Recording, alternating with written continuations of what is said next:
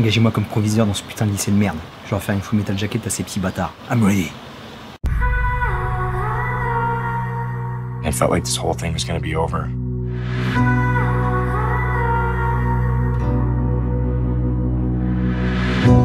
But it's not. Messieurs, dames, le bonjour, préparez vos larmes et une quantité industrielle de Prozac, car nous repartons pour la saison 2 de 13 Reasons Why. 13 Reasons Why. Rien qu'en prononçant le nom du titre, j'ai envie de chialer. Cette série a été un de mes plus gros coups de cœur en 2017. Une série forte, surprenante, très bien traitée et réalisée. Et très honnêtement, pour moi, cette saison 1 se suffisait à elle-même. Elle nous offrait un final marquant, ouvert, où tu pouvais en tirer tes propres conclusions. Ça m'allait complètement. Dès que j'ai vu que cette saison 2 était dans les rails, j'étais complètement circonspect. Est-ce qu'on n'avait pas fait le tour de la question? Est-ce que cette saison 2 était nécessaire? Pour moi, ce n'était pas une obligation. Mais comme je paye mon abonnement Netflix, et comme je suis un curieux, je devais aller vérifier par moi-même que cette série chère à mon cœur ne se casse pas la gueule. Verdict, cette série est toujours aussi surpuissante. C'est canon. Dans la saison 1, on avait les 13 cassettes sur lesquelles Anna expliquait les raisons de son suicide. Et maintenant, les 13 nouveaux épisodes nous parlent du procès intenté par ses parents envers l'école, Liberty High, et on va voir le témoignage de tous les protagonistes. Comme je te l'ai dit, ça faisait flipper, mais ils s'en sortent plus qu'avec les honneurs. Ils ont réussi à manœuvrer et à développer tout cet univers très dur pour nous donner une suite solide. La réalisation est nickel. Franchement, au niveau de la caméra, du dynamisme, du rythme des épisodes, je me suis pas fait chier un seul moment. C'est super immersif, t'es pris complètement dans la série. J'ai pas voulu les enchaîner tout de suite parce que j'ai peur moi aussi de tomber en dépression. Et j'en ai fait qu'un par jour. Les personnages principaux, Anna, Clay, on va dire Tony, prennent un peu de recul pour en développer d'autres qu'on voyait dans la saison 1, mais qui n'avaient pas une grande présence. Premier bon point. Deuxième bon point, ce que j'ai kiffé à l'arrivée de nouveaux personnages qui introduisent une nouvelle dynamique sur les personnages qu'on connaît. Troisième point, chacun de ces 13 épisodes nous parle d'une problématique qui touche nos jeunes au quotidien. On était très axé sur le suicide et la dépression d'Anna dans la première saison.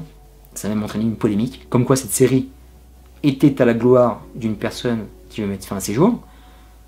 Je pense que vous êtes complètement passé à côté du sujet, mais c'est pas grave. Chacun son point de vue, comme on dit. Mais là, il n'y a pas que le suicide.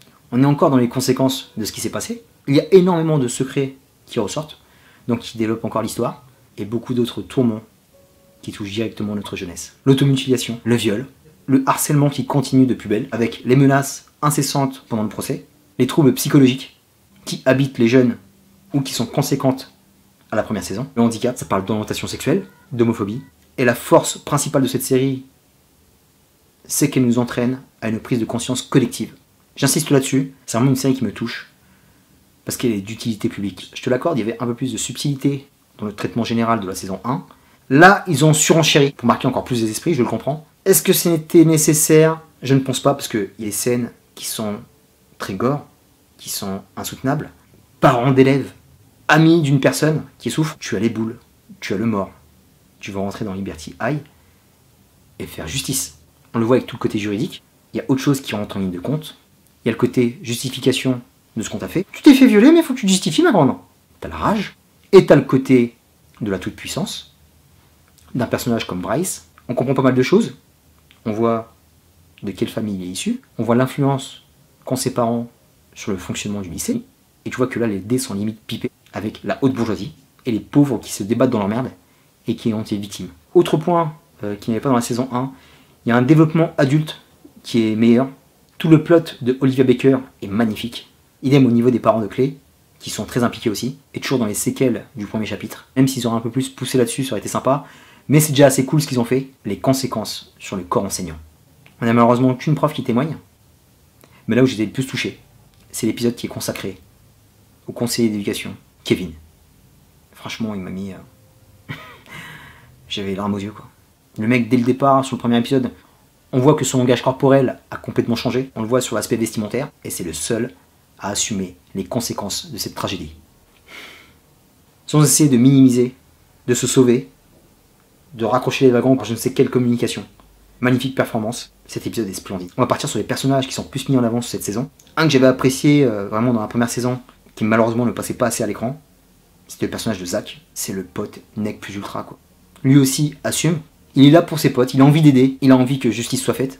Et vraiment, j'ai bien aimé son développement. Deux personnages que j'avais du mal à encadrer dans la première saison, mais qui ici sont magnifiques. C'est Alex, lui aussi un très bon personnage, qui a été super bien développé. Et un autre, vraiment, qui a crevé l'écran, c'est Justin Foley. C'est un personnage qui était complètement écrasé par ce qu'il était, à quel camp il appartenait. Dans le premier chapitre, et dans cette saison-là, il revient en force, avec toutes ses fêlures, mais il fait tout avec l'aide de clé pour remonter la pente. Super revirement de situation. Et côté fille, Jessica Davis, l'actrice Alicia Beau, est poignante. C'est un peu le personnage clé de cette saison. Idem pour le nouveau personnage qui entoure Jessica, qui est aussi excellente. Il y a une totale rébellion et une aversion pour les sportifs, avec l'arrivée des anarchistes. Bien vu. Il y avait un côté revanche des nerds qui était pas mal, même s'il a été développé un peu maladroitement sur la fin. Et pour ne pas généraliser sur le cas des sportifs, parce qu'ils s'en prennent plein la gueule, il y en a certains qui sortent du lot, qui ne sont pas des bâtards finis. Intéressant aussi. Et là on est plus sur la voix off de Hannah, comme on l'avait sur la première saison. J'ai beaucoup aimé toutes les voix off en fait, qu'on met en avant par rapport à tous les procès, chaque début d'épisode qui leur sont consacrés. On a leur voix, qui narre ce qui s'est passé. Et ça aussi c'est mortel. C'est une série qui est chorale, donc c'est difficile de placer un acteur au-dessus des autres. J'ai jamais vu un casting de jeunes qui est aussi fort.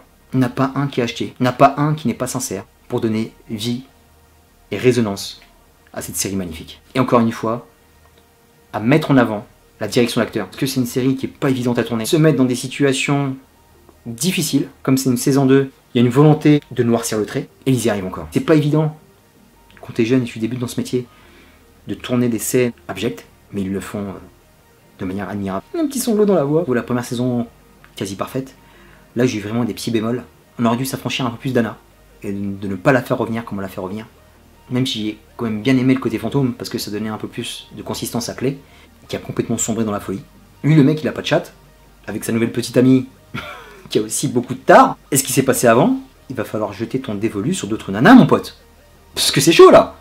Et l'histoire d'amour rajoutée entre deux protagonistes, il y a tout un épisode qui est consacré, si vous avez regardé la série, vous savez de laquelle je parle, elle est carrément too much. Franchement, c'était pas nécessaire. Surtout qu'entre ces deux personnages, il y avait quelque chose de fort dans la première saison. Pourquoi développer encore ?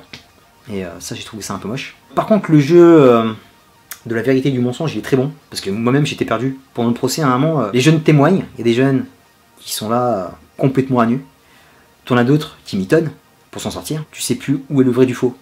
Et ça, c'était très bien foutu. Et autre chose, à un moment, j'avais peur qu'il fasse une bascule sur le personnage de Bryce. Ça aussi, c'était un peu compliqué. Et qu'il l'humanise. Et ça n'a pas été fait. En fait, ce qui est bien, c'est que Liberty High et le royaume des brutes, les bullies ont gagné. Ils sont tout puissants, ils sont soutenus, et j'avais peur qu'ils humanisent tout ce côté-là. Et finalement, ils l'ont pas fait.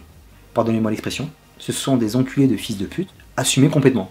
Et là, oui, on les hait de toutes nos forces, et ça, très bien. Parce que Bryce n'est pas seul. Il y a quand même de beaux étrons, vont jusqu'au boutisme. Surtout avec cette scène dans l'épisode 13, qui m'a complètement avulsé. Et ce bahut, c'est un bahut qui part complètement à la dérive, complètement dysfonctionnel.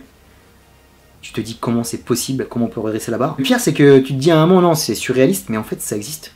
J'ai été dans des collèges et des lycées assez dégueulasses. Je sais de quoi il en retourne. Je l'ai vécu moi-même en tant que jeune, en tant que pote. On sait comment ça se passe. Il y a un vrai questionnement posé par rapport à cette saison. Est-ce qu'il faut jeter la pierre au corps enseignant? Est-ce qu'il faut jeter la pierre aux parents? Est-ce qu'il faut faire assumer les conséquences de leur merde à notre jeunesse? Difficile de répondre parce qu'on aura tous des réponses différentes par rapport à toutes ces problématiques. 13 Reasons Why a l'honneur de mettre tous ses soucis sur la table. Et son filtre, Liberty High, ce bahut, est la bouche de l'enfer. J'ai connu plein de bahuts de cassos, je les mettais dans un lep, mais des comme celui-là, c'est terrifiant. Après, quand le bahut ne marche plus, quand le projet pédagogique part en couille, quand le personnel éducatif se désolidarise, le bahut n'est plus tenu. Et malheureusement, ça arrive. Et autre chose que j'ai oublié sur les persos, des nouveaux personnages qui arrivent, ça entraîne une autre dynamique. Sur un personnage, je vais pas le dire, parce qu'après vous allez voir où je vais en venir. C'était sous-jacent dans la première saison. Mais ce personnage, le pauvre, autant ils souffrent tous, ils sont retournés de toutes parts, il y a des moments où ils arrivent quand même à sourire. Il y a des moments où ils respirent un petit peu. Mais ce personnage-là, depuis le début, les scénaristes lui ont rien laissé. Le mec, il a aucun moment de bonheur. Même quand on a l'impression que ça tourne un peu près bien pour lui, on le fait chuter direct. Et le mec, tu te demandes comment il arrive à tenir debout. Je trouvais ce personnage intéressant et bien développé, mais j'ai trouvé ça un peu too much. Il y a peut-être le suicide d'Anna dans la première saison, mais lui, sur les 26 épisodes, le mec s'en prend plein la gueule de toutes parts. Pareil au niveau du personnage de Clay, je n'en ai pas dit assez sur lui. Limite, lui, à un moment, les cartes sont en train de se retourner. Et tu te demandes, limite, c'est pas le gros connard de la série. Hein. J'ai flippé. Même si ça a un petit peu mieux basculé sur la fin, en fait, c'est une grosse enflure. Parce que le mec est possessif, il est jaloux, il a plein de défauts. Mais que j'excuse par la jeunesse et le cœur qui te fait faire des conneries des fois. Parce qu'on a tous été amoureux très très fort d'une nana qui nous a brisé le cœur. Je te passe pas le bonjour, vilaine. Tu peux comprendre que tu peux réagir de manière excessive quand tu vis ce genre de choses. tout simplement. Être amoureux et être perdu dans la friend zone, c'est pas facile à gérer, mon pote. À noter aussi la performance des deux avocats qui était terrible. De devoir fracasser des gamins comme ça à la barre, ça va pas être facile. Et surtout d'entendre toutes les vérités sur ces mômes, sur Anna, qui n'est même pas là pour se défendre, c'était aussi difficile à gérer pour moi. Bien sûr, effet boule de neige, on a l'écho de l'affaire Weinstein qui revient sur le devant de la scène. Comme je dis, il y a plusieurs secrets qui se révèlent.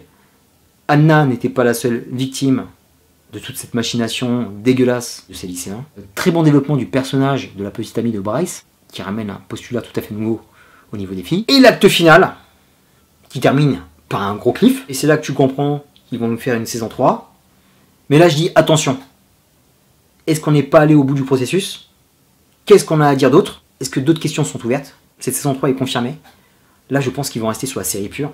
Parce que c'est une série qui fonctionne, c'est une série qu'on a envie de regarder, c'est une série qu'on a envie de soutenir, qu'on a envie de promouvoir autour de nous. Là, ça fait flipper. Autant la saison 2, j'étais circonspect, mais quelque part positif, et j'ai envie de voir ce que ça allait donner.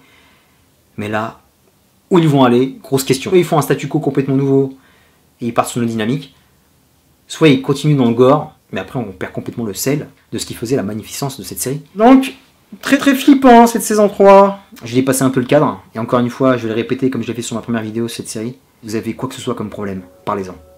Exprimez-vous. Exprimez-vous à travers un sport. Exprimez-vous à travers une passion. Il faut exister. Si vous vous effacez par rapport à un problème, le problème va vous submerger. Et jamais vous pourrez en sortir. Donc les jeunes, les parents, les potes, je compte sur vous pour vous aimer les uns les autres et vous donner les épaules et les bras qu'il faut dans ce genre de moment. On l'a tous subi. On a tous eu des amis, des proches, de la famille, qui ont vécu des dépressions, et on n'a rien vu venir. Et il s'est passé énormément de conséquences. Donc 14 Reasons Why est brillant, parce qu'elle nous rappelle tout ça, elle s'adresse à chacun d'entre nous. On a du mal à la voir comme une série pure, une série où tu vas te divertir, où tu as envie d'y retourner, parce que c'est addict. Là c'est autre chose, ça dépasse le cadre. J'insiste là-dessus, il y a plein d'organismes qui sont ouverts pour le harcèlement. Vous avez des gens autour de vous. Ne jamais taire un problème, une souffrance. Faites-la jaillir le plus rapidement possible, crevez l'abcès pour éviter toute tragédie humaine, pour éviter tout fait divers, je vous en supplie. Agissez. Par devoir civique, sous la vidéo je me suis permis de mettre des liens, n'hésitez pas à agir. Cette série aussi est forte, elle nous dit aussi que la vie continue, et qu'il faut faire preuve de résilience et avancer. Malgré tous les coups qu'on se prend dans la gueule, il faut continuer, il faut être digne pour les disparus, il faut être digne par rapport aux gens qui souffrent. La terre continue à tourner, le soleil est là. Un petit peu moins en ce moment parce qu'il y a pas mal d'orages. Après la pluie l'éclaircie, il faut faire preuve de courage. Mettre la bonne armure.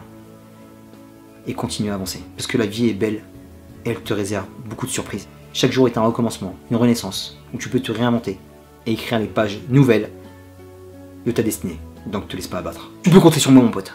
Rebeu des Bois est avec toi. Pour conclure sur 14 Reasons Why, je pense que si tu as aimé la saison 1, tu te retrouveras dans cette saison 2. Tu vas l'apprécier comme il se doit. Même si tu vas avoir le cœur brisé, comme nous tous, je pense que cette saison 2 sera beaucoup plus clivante que la première saison. C'était un véritable hit. Là, je pense que ça va diviser. Beaucoup ne vont pas adhérer à cette prolongation. Si tu connais pas cette série, je te conseille de la regarder parce que c'est une série qui est vraiment pédagogique et qui nous touche tous. Une série qui est très rare sur nos écrans. C'est une série remarquable, qui a du courage, qui met les pieds dans le plat, comme personne ne l'avait fait auparavant. C'est bien parti pour être un culte qui marquera les spectateurs du monde entier, sur quelques générations. Terminus pour 14 Reasons Why. Garde la pêche, garde le sourire. Je te dis à très bientôt pour de prochaines vidéos. Porte-toi bien. Et là j'insiste beaucoup. Prends soin de toi et des tiens. La vie est belle. Tous ensemble mon pote. On peut créer de belles choses. Peace and love.